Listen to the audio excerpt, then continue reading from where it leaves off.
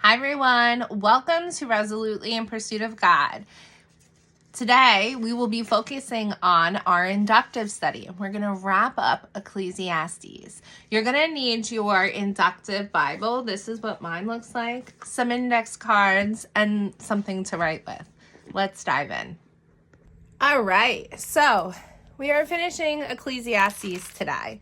And so I'm going to go over chapters 9 through 12, this part, and then just touch upon the things to think about part today. So this will be the final video about Ecclesiastes, and then we will move on to a different book, which I feel like is possibly Romans. Possibly. It keeps coming up, so I'm still going to pray about it. I know this video took a long time for me to get out, but that's what happens when you're studying the word, and sometimes you just get distracted by it. So, here we went through, and it says, read 9:1 and mark the word explain. Do you see how this verse might be used as a pivotal point in the book? If so, watch for any explanations the author might give to life's inconsistencies. So you're going to go, and you're going to go to chapter 9, and you're going to mark it, which I put a little X on it. And you know that I love my index card. So I put my notes, and I titled it, Explaining Life's Inconsistencies. And in another video, and maybe at the end I'll give you a little preview, but I keep all these notes in a box. And I will go into exactly the thought behind it, what I'm doing with my box. I call it my Bible Nexus for now.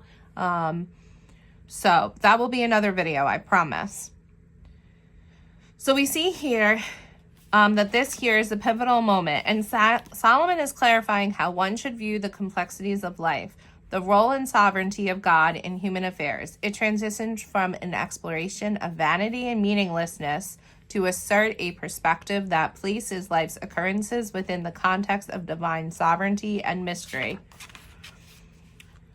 There's also a recognition that humans are not the masters of their fate, and that all God's actions are under God's sovereign control. It shifts the narrative from cynicism about life's unfairness to humble acknowledgement of God's control, overarching control, his control over everything. He challenges the reader to recognize limitations of human understanding and planning, emphasizing reliance on God, who alone knows and controls the future. The preacher provides a framework for the readers to understand and interpret life's complexities and seeming injustices without despair. It's also setting the stage for subsequent exhortations in the book. Understanding that life and its outcomes are in God's hands prepares the reader for the preacher's later advice to enjoy life and the simple gifts of God. So we finished with that one, and then the next question, I have this backwards now. Let me put it back. I always leave the bookmark where the questions are, and then I normally leave these wherever I left off in scripture, my index cards. When you finish observing chapter 10, review each reference to wisdom that you have marked and summarize everything you've learned about wisdom. Now, there's a lot of wisdom in here, and that is a lot. So I did just an overall summary of Ecclesiastes. And it took me a long time. I wrote it on some paper, and then I wanted it shortened to fit in my little box that I have. So this is what I came up with. The value of wisdom, 7:11 through 12. Wisdom is seen as a protection tool, offering practical beliefs and navigating life. Whoa, I gotta make that an L. I had no idea. I'm like a tool. Ay-ya-bay.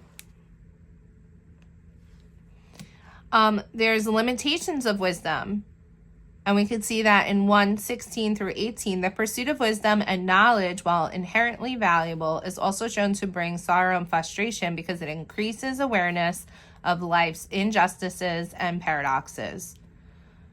The third one, wisdom and morality, lines 2:15 to 16, there is no lasting remembrance of the wise man as with the fool. Death comes to all regardless of wisdom. Underscores the essential dilemma at the heart of the book. Number 4, wisdom's better way. 8:1. Wisdom enhances life, even if it cannot solve every mystery or prevent death. And so if you are following me with the Christ in all of Scripture, I had to connect Jesus to this book. And I said, but Jesus is resurrected. He fights death. And we know this in the New Testament. Conclusion. The acknowledgement of divine judgment brings the transcendent dimensions to wisdom, linking it to eternal considerations beyond the vanity seen under the sun. True wisdom lies in fearing God and obeying his commands, which are viewed as the ultimate source of and meaning. The ultimate sources of meaning and purpose in life. Sorry. I would blame it on not enough coffee, but that's really not true. So then you have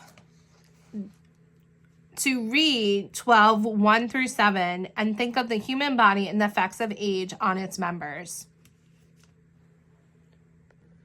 Now you can do this, and it is a beautiful thing to sit there and study. But I have to tell you that Heart Dive, if you look up days 170 and 171 on Heart Dive, Kanoe goes over this in such a beautiful way that I'm not even going to cover it, and you need to go check it out. She does all of Ecclesiastes in 2 days of a deep dive, and when I wrap this up, I decided to use that as a resource, and I wrote some notes that I'm going to also include with my Bible Nexus. But it kind of transforms certain parts of Ecclesiastes for me, and that's where I was able to get some of these wrapping up wisdom points and things of that nature, is because I utilized that.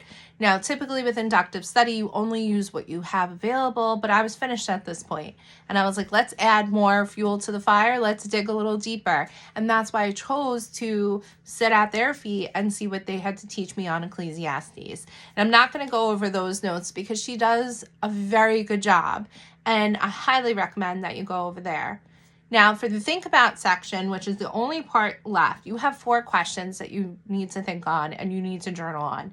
And I really want you to just sit with it for like a good week. You know, we read a chapter a day and we do the thing it tells us to do on that chapter.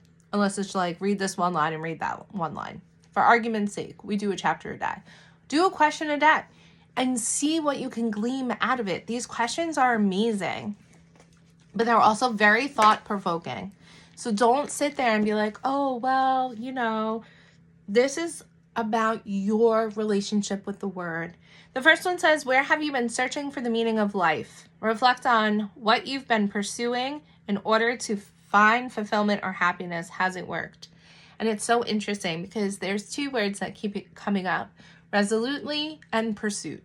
And it keeps coming up time and time again. And that's why I named my channel Resolutely in Pursuit of God.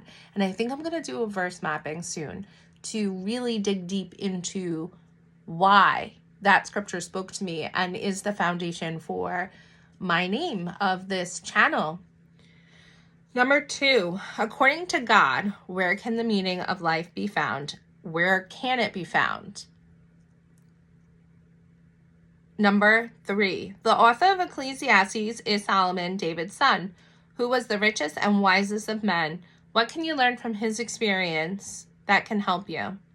And lastly, number 4, review all you've learned about God from this book. Since God is going to bring every act to judgment, even those of Christians, what are you doing that you should continue to do, and what do you need to stop doing? Will you?